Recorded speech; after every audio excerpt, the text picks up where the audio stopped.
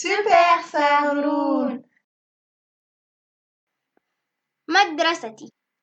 أحب في مدرستي اللقاء بالأصحاب واللهو في ساحتها وصحبة الكتاب.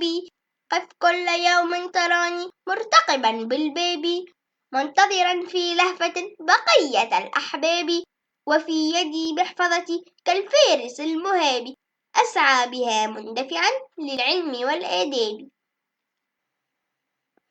مدرستي. أحب في مدرستي اللقاء بالأصحاب واللهو في ساحتها وصحبة الكتاب. قف كل يوم تراني مرتقبا بالباب منتظرا في لهفة بقية الأحباب وفي يدي محفظتي كالفارس المهاب أسعى بها مندفعا للعلم والآداب.